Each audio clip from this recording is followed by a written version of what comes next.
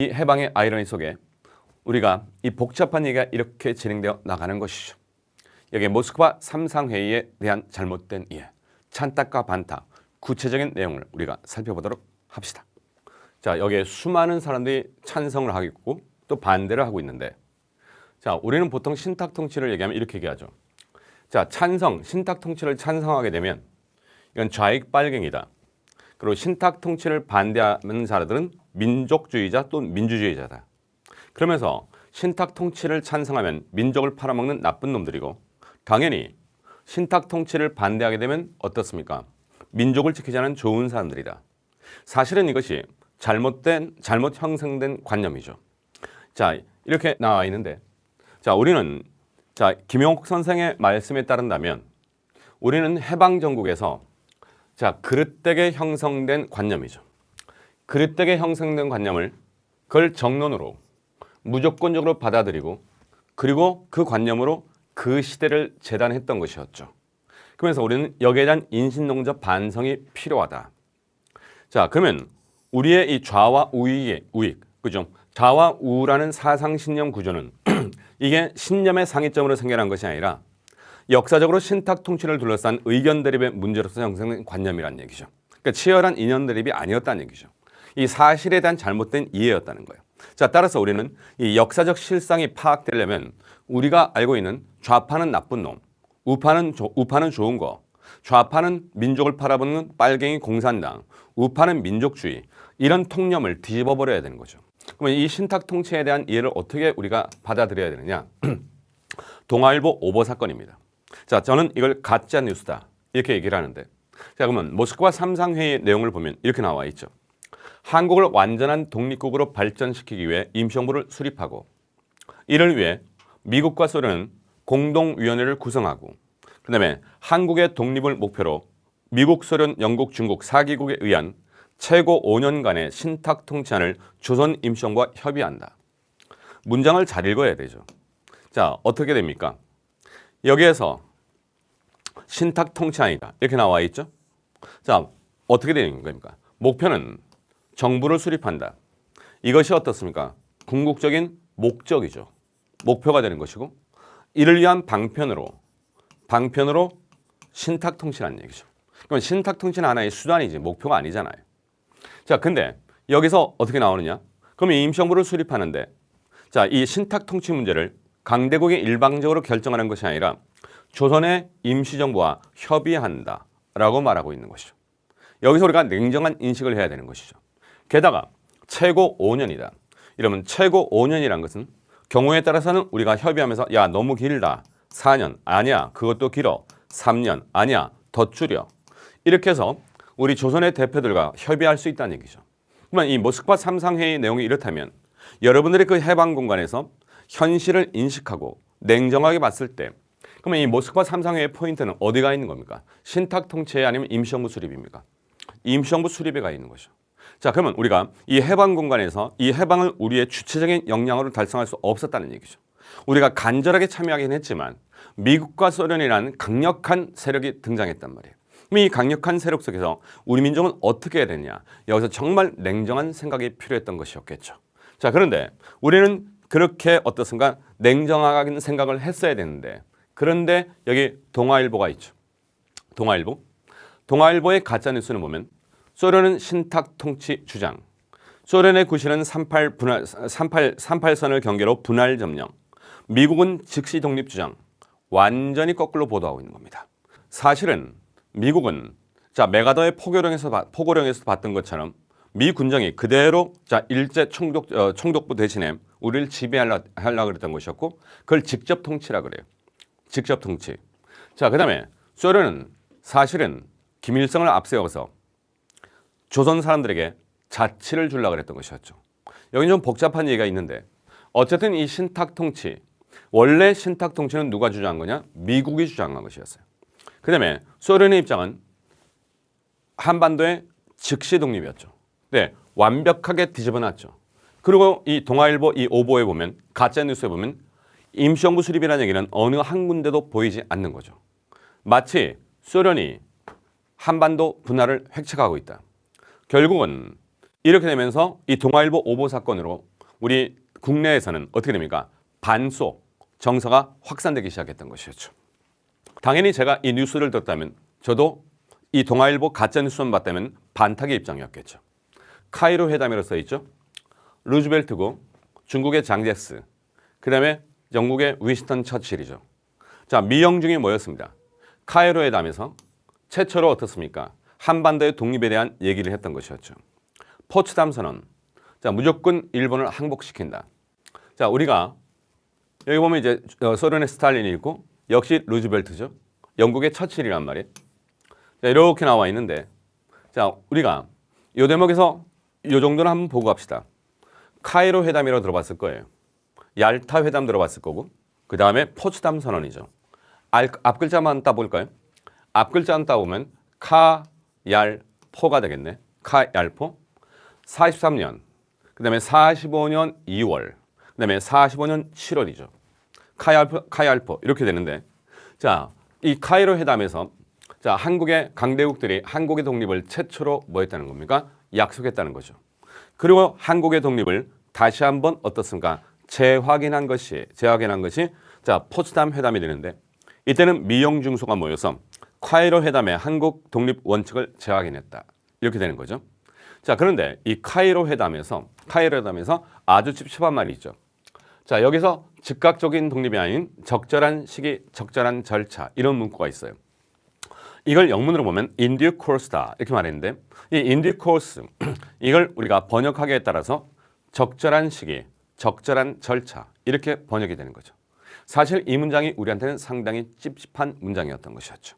그래서 우리가 이 해방 공간에서 이걸 어떻게 하느냐. 자, 그래서 우리가 김구 선생의 한탄이란 것이 국내 진공작전을 펼치고 우리의 힘으로 우리가 일본의 승리를 거둬야 된다라고 생각했었는데 근데 김구 선생의 한탄이 우리가 주체적인 역량으로 할 수가 없었던 것이었죠.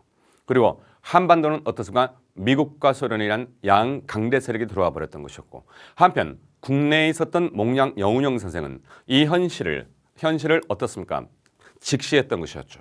그리고 실제로 건준을 통해서 어떻습니까? 주체적인 역량을 토대로 건국을 준비했던 것이었죠. 근데 그 모든 노력이 무산되고 마는 것이었죠. 자, 그러면 이 카이로 카얄포가 되는 거죠. 자, 그러면 여기 카이로 회담에서 한반도의 독립을 약속했단 말이에요. 근데 45년 8월 15일 해방을 맞았지만 45년 12월까지 미국과 소련은 각각 한반도의 남쪽과 북쪽에서 한반도 독립에 대해서 한국 독립에 대해서 어떤 것도 진척하지 못했던 것이었죠. 자, 그러니까 이제 모스크바에서 이제 어떻습니까? 영국의 중재로 만나게 됐던 것이었죠. 영국의 중재로 만나게 되면서 어떻습니까? 이 문제를 어떻게 할 것이냐라고 얘기했던 것이었죠. 자, 그런데 요 앞에 카이로 회담 등등이 나와 있는데 여기 딱 보면 아까 카이로 회담에서 자, 한국의 독립이었지만 적절한 시기, in due course, 적절한 절차라고 그랬죠. 여기에서 어떻습니까? 자, 어떤 내용이 자꾸 나왔냐면 자, 여기 루즈벨트가 나오죠. 루즈벨트. 미국 사람들이 굉장히 존경하는 대통령이지만 우리한테는 별로 안 좋아요. 루즈벨트는 이런 말을 하는 거죠. 루즈벨트는 자, 한국인은 40년의 훈련 기간이 필요하다라고 얘기하면서 자꾸 여기서 신탁 통치를 자꾸 얘기하는 거예요. 자, 한편 얄타 회담에서도 어떻습니까? 한국 문제에 대해서 미국의 루즈벨트는 20-30년간의 신탁 통치를 주행했다는 얘기죠. 반면 소련의 스탈린이겠죠. 신탁 통치 기간은 짧을수록 좋다고 주장하며 자, 어떻습니까? 얘기했던 것이야. 자, 그러면서 이제 이게 구체화되지는 않았던 것이었죠. 자, 그러면 이제 어떻습니까? 이런 상황 속에서 모스크바 3상회의에서는 그러면 그 인디 코스를 어떻게 할 것이냐? 그래, 한국의 정부를 수립해야 된다. 자, 그런데 이 미소 공동위원회라는 것을 구성해가지고 한국의 임시정부 수립 문제를 얘기하자. 그리고 이 한반도의 한국의 완전한 독립은 최고 5년간의 신탁 통치. 냉정하게 생각합시다. 우리가 일제 35년, 36년의 지배를 받으면서 그 해방 공간에서 우리가 원치 않는 상황이 벌어졌습니다. 그렇다면 우리가 이 현실을 냉정하게 직시했다면 그래, 이 신탁 통치 최고 5년이야. 경우에 따라서는 4년, 3년 줄일 수도 있어. 그러면 여러분 봐봐. 이 모스크바 3상회의의 내용은 당시로선 상당히 어쩌면 현실적인 내용이었을 겁니다. 그렇다면 이 표를 봅시다. 도올 김영옥 선생이 정리한 표를 제가 괜찮아서 갖고 왔어요. 자, 결국은 우리가 이 내용을 통해서 봤을 때, 자, 여기에 신탁 통치가 있는데 이 신탁 통치는 직접 통치가 아니었다는 것이었죠. 직접 통치. 원래 이것은 미국이 주장했던 것이었어. 미국이 주장했던 거고. 자, 소련의 입장에서는 소련이 사실은 어떻습니까? 한반도의 즉각, 즉시 독립이었어요. 즉시 독립이었는데 모스크바 3상회에서 이걸 합의해 내죠. 근데 이 신탁 통치는 미국이 주장했던 직접 통치가 아니라 후견 통치다. 다르게 말하면 감독 아니다. 감독. 그러니까 한국 사람들이 정부를 잘 수립할 수 있는지 우리가 감독하겠다. 또 다른 표현을 본다면 원조하겠다. 다른 표현을 본다면 도와주겠다. 뭘 도와주겠다는 거예요? 한국 사람들이 임시정부를 수립하는데 자, 후견 통치를 통해서 강대국들이 도와주겠다. 그러면서 이것은 최고 5년이었단 말이에요. 그리고 임정과 협의해야 돼. 그렇다면 여러분 봐봐. 이 신탁 통치에 대해서 당시에서는 우리가 합리적으로 생각했을 때 당시의 국제 정세라는 상황을 봤을 때 이건 어쩌면 합리적인 사회가 될 수가 있는 거죠. 만약에 이것이 제대로 안 된다면 한반도는 분할되는 거죠. 자, 한편 어떻습니까? 자, 민족 감정을 내세워서 신탁 통치를 반대한다. 그걸 우리가 좀 미안하지만 변통을 모르는 꼴통적인 사유다. 좀 불행하게도 김구 선생이 이쪽이죠. 자, 제가 김구 선생을 물론 존경합니다. 존경하는데 이 김구 선생의 당시 상황 인식 그리고 김구 선생이 아마 위치한 정책 입장이 있었을 것 같아요. 근데 김구 선생이 이렇게 신탁 통치를 반대하는데 여기에 수많은 매국노들, 친일파들 이들이 이쪽으로 합류해버렸던 것이었죠. 자, 그러면서 결국은 이 신탁 통치를 반대한다는 것은 기껏 소련과 미국이 어떻습니까? 합의를 했단 말이야. 합의를 했는데 미국도 당황했던 것이었죠. 수많은 사람들이 반탁을 한단 말이야. 여기서 미국도 급당할 수밖에 없는데 결국은 신탁 통치를 반대한다는 것은 이건 우익을 표방한 분단주의자들이고 결론적으로 나쁜 놈들이 되는 거죠. 그러면 신탁 통치를 찬성했던 많은 사람들을 좌익 세력이다 이렇게 얘기하는데 여기는 중도 세력을 다 포함해서 사실은 이 도표가 아주 단순하게 구분한 거긴 하지만 도올 김영옥 선생의 구분법인데 아주 나쁘진 않아요. 물론 여기에 조금 디테일하게 제가 손을 봤으면 좋겠지만 여기에 이제 어떻습니까? 저는 이렇게 표현하고 싶어요. 여기에 수많은 중도 세력들. 여기서 중도 세력이란 것은 어떻습니까? 중도 세력이란 것은 여기서 이제 중도 여운형 선생 같은 중도 좌파. 자, 김규식 선생 같은 중도 우파를 다 포함시켜야 되겠죠. 어쩌면 여기에 우익이다라는 표현이 그렇게 썩 마음에 들진 않지만 여기 극우 세력들을 포함해서 이 중도 세력들은 분단 안 된다. 통일을 주장했던 것이었죠. 자, 결론적으로 말했을 때 결과적으로 이렇게 우리가 구분하는 거죠. 그럼 아까 우리가 봤던 신탁 통치를 찬성하면 나쁜 놈, 신탁 통치를 반대하면 좋은 놈, 이 구분법이 완전히 뒤바뀌게 되는 것이죠. 자, 이게 물론 쉬운 얘기는 아닙니다. 쉬운 얘기는 아니고 여러 가지 시간의 한계상 제가 충분히 말을 못하지만 논란이 될 수 있지만 뭐 이렇게 다 치고 결국은 우리가 이 해방 공간에서 우리가 상황에 맞게끔 합리적이고 그런 사회를 했어야 되는데 그런 기회를 우리는 계속 잃어버리고 있었던 것이었죠. 다시 해방 공간의 원점으로 돌아갔을 때 두 괴뢰 등장. 괴뢰. 우리가 6.25 전쟁 때 북한군을 괴뢰군 이런 표현을 쓰잖아요. 괴뢰란 말은 이건 인형이란 뜻이죠. 꼭두각시. 우리가 꼭두각시 인형 노름을 한다 그러잖아요. 그럼 괴뢰. 그럼 결국은 봐봐. 외세에 기생하는 괴뢰적 인간. 여기서 외세는 북한에는 소련이 있을 것이고 남쪽에는 미군이 있었겠죠. 거기에 기생하는 괴뢰적 인간들이 있었던 것이었죠. 결국은 이 해방 공간에서 미국에부터 미국 말을 잘 들어 처먹는 놈들이 있었고 자, 소련에부터 소련 말을 잘 들어 듣는 놈들. 결국은 어떻습니까? 자, 결국은 이 민족의 주체 세력으로서 양심적인 세력들이 쓸 자리가 점점 좁아지기 시작했던 것이었죠. 자, 여기에 김구 선생과 이승만이 있죠. 이승만은 미국의 말을 잘 들었죠. 자, 김구 선생 굉장히 키가 크시죠. 싸움도 잘하셨답니다. 젊은 시절에. 자, 한편 젊은 김일성이 있었죠. 45년 해방 공간에 메가다의 도움으로 들어왔던 이승만은 나이가 70이었죠. 노회한 정치인이었죠. 45년 소련을 등에업고 북한에 들어왔던 김일성이죠. 당시 40여 김일성의 나이는 33세였죠. 젊고 패기가 넘쳤죠. 젊은 시절의 김일성은 괜찮았죠. 어쨌든 이 사이에서 김구 선생 분단을 막아보려고 북한에 올라가서 김일성과 남북 협상을 했죠. 남쪽에서는 김구 선생이 이승만의 손을 잡고 어떻게든 힘을 합쳐야 된다. 김구 선생의 이런 모든 노력은 수포로 돌아가고 말았던 것이었죠.